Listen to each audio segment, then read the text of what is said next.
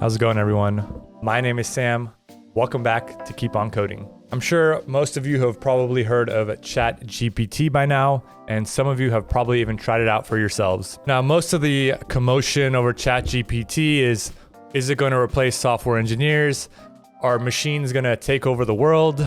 They already have. For me, I thought to myself, is there any way to use this software to automate any part of my workflow? Because that would be a game changer. Most of the videos I see now are using ChatGPT to create a website or a game that's just like a throwaway project. But to have an actual real world use case of it would be pretty cool. Currently, a large portion of my day and a huge bottleneck for me is creating technical questions for my website. So if I can leverage ChatGPT to cut my workload in like even half, that would be huge. It would give me a lot more time to do other things like create more video content or watch more anime. I initially tried to offload my work by hiring people on Fiverr.com to create questions for me, and it just didn't work out. They were very slow. A lot of their stuff was wrong. It took me longer to work with them and check their work than to just do it myself. Not to mention I had to pay them, which I wouldn't mind if they did a good job, but ChatGPT is free. At least it's free for now. They also do have a plus version, which does things like it gives you faster response speed, available even when the demand is high. But I think for what I need, at least for now, the free plan works just fine. All right, my workflow for creating a question is as follows. I think of a coding question.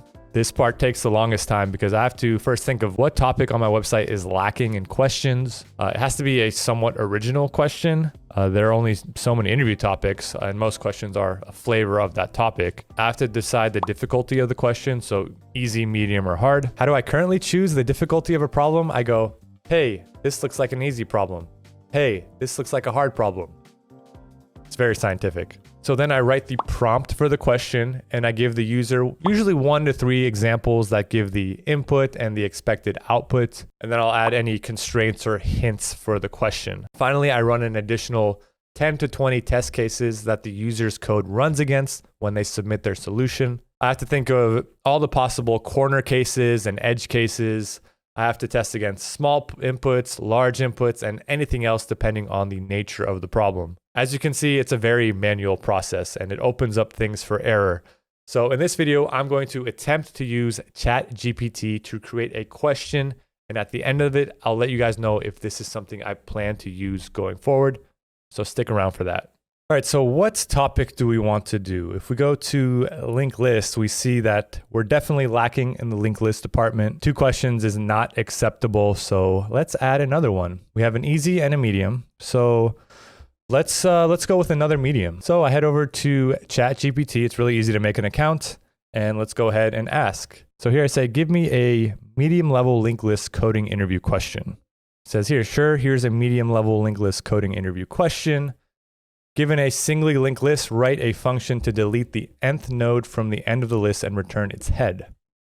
And down here, it even gives us the solution. So that's pretty cool. So it gives us an explanation of the code. So given a singly linked list, write a function to delete the nth node from the end of the list and return its head. So this is a really good problem. Now, one issue is now if you're familiar with unit tests, you usually have a function and it returns an output, and you assert it against another value. You check it and make sure that the values are equal.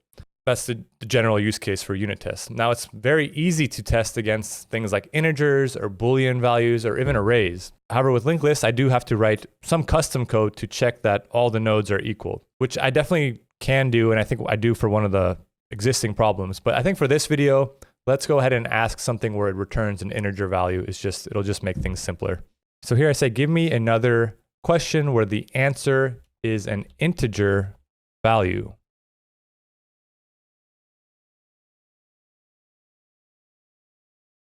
So here it gives me, you are given an array of integers. So this isn't a linked list problem. So I guess I have to specify that I want a linked list problem. So let me try that again. So I'll say, give me a medium level linked list question where the answer is an integer value. And let's see what it does.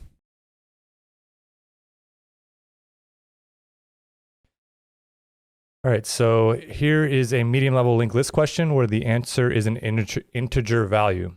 All right, so now that's done. So the question is, given a linked list, determine if it contains a cycle.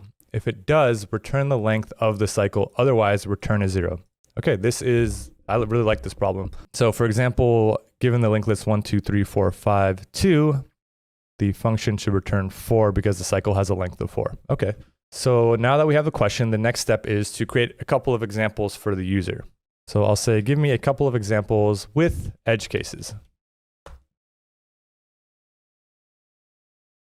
So it gave me, I said a couple examples, which means 2, but it gave me at least 5 here.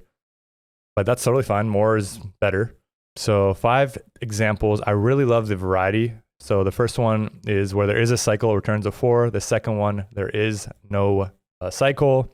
The next 2 are also has a cycle of 6. The other one doesn't. And then we have a larger example here for the last, for example, 5. I'll probably show the first 2 to the user. So this looks really good. This is definitely useful. Let's do a couple more. Like I said, I like to have 10 to 20 test cases, but I usually create those myself. Now that I have this program creating them, I can definitely create more. So let's just do, give me 20 test cases. We'll just say, give me 20 more test cases.